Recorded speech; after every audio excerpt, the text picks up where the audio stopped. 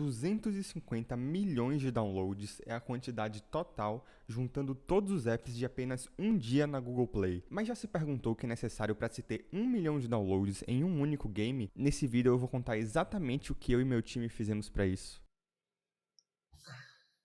Há um ano atrás nasci a ideia de um dos jogos que mudariam o rumo da vida da minha startup e da minha equipe por inteiro. Na época a gente não fazia ideia de por onde começar, porque até então a gente só tinha criado alguns aplicativos, mas nunca realmente um jogo. A gente queria achar a ideia de um game desafiador, divertido, porém simples, para que a gente pudesse criar. Foi então que lançamos o desafio de criar nosso primeiro jogo em 7 dias. A gente só não contava que o jogo alcançaria 1 milhão de downloads em todo o mundo nos primeiros 3 meses. Após perder nosso aplicativo de 500 mil downloads e a Google ter acabado de devolver nossa conta, o que inclusive é uma ótima história para outra hora, a gente tinha pouco tempo até que todo o dinheiro da empresa que juntamos por 10 meses acabasse. Foi então que em uma dessas propagandas do Instagram apareceu um jogo que seria a faísca para a ideia do próximo projeto que queríamos. Esse jogo que vimos no Instagram tinha sido lançado há apenas 5 meses e ele parecia tão promissor e divertido. Ele era um daqueles jogos do estilo puzzle, sabe? Que você precisa pensar um pouco até que você ache a solução para passar da fase. Era também muito simples de entender como jogar. Eu baixei e joguei por uma tarde inteira. No início, cara, o jogo me prendeu muito. As fases eram desafiadoras e simples ao mesmo tempo. Eu devo ter jogado pelo menos umas 30 fases naquela tarde. Até que chegou um momento que eu me enjoei, porque ficou muito cansativo e repetitivo. Parecia que o jogo era sempre o mesmo depois daquela fase, sabe? Quando finalmente sentei com o meu time para falarmos sobre esse jogo, velho, foi instantâneo. A gente percebeu que o jogo tinha muito potencial e que não foi explorado da melhor forma. E já que a gente queria jogar algo como se fosse uma versão melhorada desse jogo, por que então não criarmos ela? Bom, a ideia do jogo era muito simples. Você precisava ordenar as cores iguais em um mesmo copo. O desafio aí é como criar 100 fases desse jogo, fazendo que continue tendo uma progressão e continue desafiador e divertido, e que a gente consiga reter esse usuário até o fim desse jogo. No dia seguinte, Giovanni, o programador, me mostrou essa versão bastante simplificada do protótipo, em que tinham apenas alguns quadrados coloridos dentro de retângulos brancos que simbolizariam os copos. Mas só o fato de visualizar esse protótipo tornou a possibilidade de criar um jogo tão real que naquela hora já estava certo, velho. Íamos criar um jogo foda. E foi então que, em apenas uma tarde, a gente pensou em todo o escopo do projeto, listando todas as prioridades para saber o que é mais importante de entrar na primeira versão e o que a gente pode depois implementar com o tempo. Dessa forma, estaríamos primeiro focando em validar o produto, e após ter alguns usuários jogando, poderíamos saber exatamente qual o comportamento dos jogadores e quais atualizações deveríamos fazer a seguir. Só tinha um problema. A linguagem de programação e o framework que a gente estava usando era específica para a criação de apps, mas não de games. A gente não fazia ideia de por onde começar nessas engines específicas para a criação de jogos. A grande vantagem delas é que elas possuem todo um ambiente específico para a programação de games, que conseguem, simular física, colisão de formas simples e economiza muito tempo de código. Porém, por ser um jogo simples e 2D, a gente decidiu tentar criar ele da mesma forma que a gente costumava desenvolver nossos aplicativos, usando Flutter, que é o framework da Google para desenvolver apps. Mas com isso a gente ficava limitado a, por exemplo, não conseguir usar colisão, gravidade e esse tipo de coisa no jogo, o que nos levaria a fazer algumas gambiarras no meio do código. Enxugamos algumas ideias de movimentos e animações e a gente focou em fazer o básico funcionar. Bom, nesse ponto, na parte do código, a preocupação era fazer com que, quando selecionasse o copo, a água realmente derramasse e não ser apenas teletransportada para o copo como estava acontecendo. Na parte de design, a Lika estava criando alguns modelos de copos e também o ícone do aplicativo, que viria a ser o mascote do próprio jogo. Como ela ama gatos, criou um gatinho cientista que veio a ser o primeiro ícone do jogo. E nessa mesma pegada foi que saiu o nome do jogo, o que não podia ser mais óbvio: Cups. Literalmente copos em inglês. Em paralelo a isso, a gente fez um brainstorm e listamos 10 ideias para colocar como obstáculos nas fases e fazer com que, progressivamente, o jogo fosse ficando mais e mais desafiador e difícil para fazer com que o usuário fosse retido até o fim do jogo. A gente abriu o Paint e literalmente ficamos rabiscando e discutindo que tipo de obstáculo ou objeto seria mais divertido e satisfatório de se brincar com água.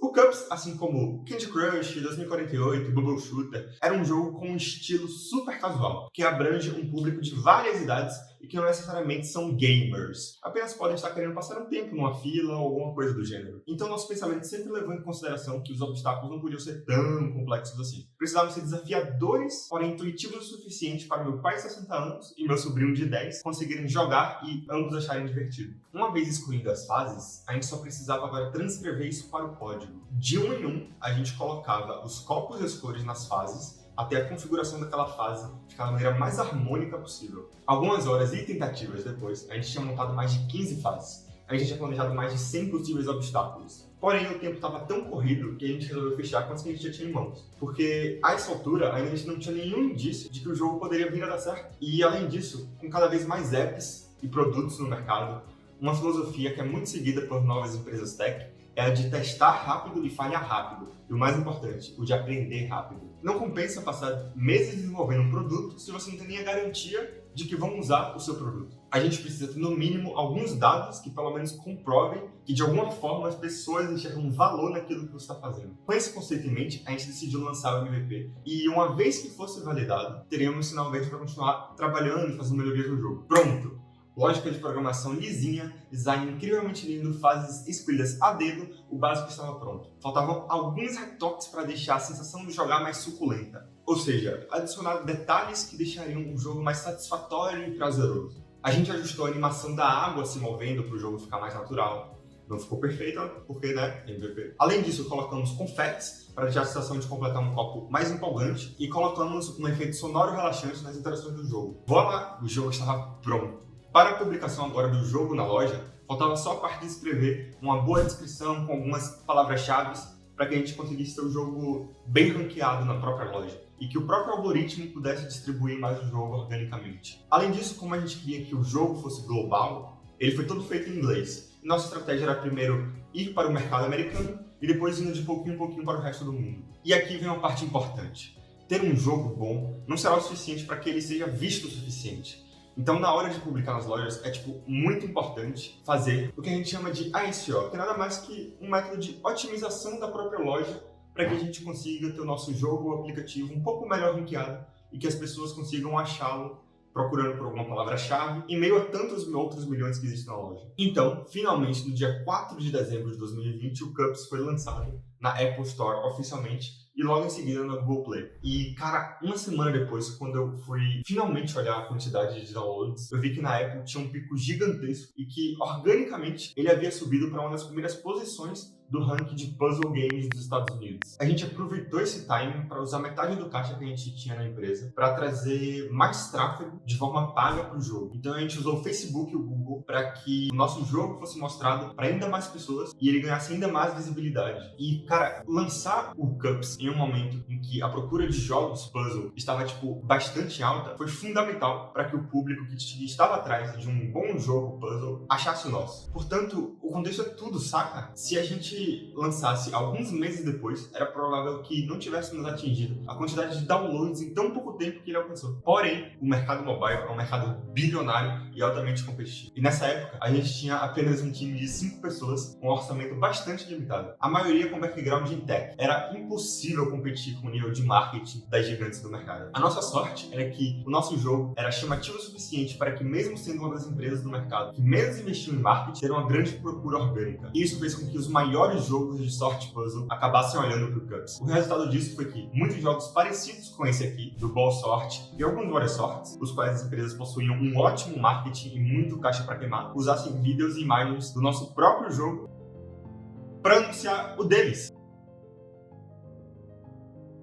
Afinal, assim eles conseguiriam fazer um anúncio em que as pessoas clicassem mais e conseguiriam usuários mais baratos para os jogos deles. A nossa primeira estratégia para tentar aproveitar o nível de escala do Cups foi achar possíveis mentores para nos ajudar a melhorar nosso marketing e nossa aquisição de usuários. E foi aí que eu mandei um e-mail para a maior empresa de jogos puzzle do estilo de aguinhas coloridas igual o nosso, que inclusive foi o mesmo jogo que usamos de referência. Nessa época, o Cups tinha menos de 100 mil downloads. E esse e-mail foi completamente ignorado. Mas também já era de se esperar, porque uma empresa do tamanho da deles certamente tem muito mais prioridades do que nos responder, né? Porém, alguns meses e milhões de downloads depois, essa mesma empresa entrou em contato com a gente. Eles acharam que o Cups tinha tanto potencial que sugeriram fazermos uma parceria, colocar o jogo na conta deles, pegarem 60% dos nossos lucros e, em contrapartida, eles faziam o nosso marketing e achariam novos usuários para o Cups. Mas, no fim das contas, o Cups estava indo bem. Naquele momento, a gente não quis fechar negócio com eles e a gente acabou seguindo sozinho, trabalhando no Cups por mais 10 meses. No primeiro mês, conseguimos 17 mil downloads. No segundo, 67 mil. No quarto, estávamos com mais de 1 milhão de de downloads somados. O Cups não se tornou o maior water puzzle, muito menos o mais conhecido, mas ainda assim foi o suficiente para alavancar completamente nossa startup. E tudo isso porque, mesmo sem saber criar um jogo, basicamente tentamos fazer com o que a gente tinha em mão naquele momento. Além disso, a nossa ideia não foi de todo original, mas foi o suficiente para que o mercado pegasse ela e subisse no ranking em meio a tantas outras cópias do mesmo jogo. Picasso uma vez disse que bons artistas copiam, grandes artistas roubam. Afinal, ideias não são um recurso escasso. Na maioria das vezes não vale de nada. Uma ideia é apenas um pensamento. O que realmente fará a diferença é o seu jeito de executar essa ideia. Tem um padrão relacionado à inovação que o pessoal nota no mundo dos negócios, no qual existem 3 tipos de pessoas: os copiadores, os aprimoradores e os inovadores. O copiador sempre irá copiar o que funciona no mercado. O aprimorador replicará o que dá certo, porém irá evoluir e aprimorar de alguma forma. O inovador é aquele cara que fica sempre tentando descobrir coisas novas e naturalmente irá demorar pra caramba, mas quando acertar, pode ser algo fora completamente da curva.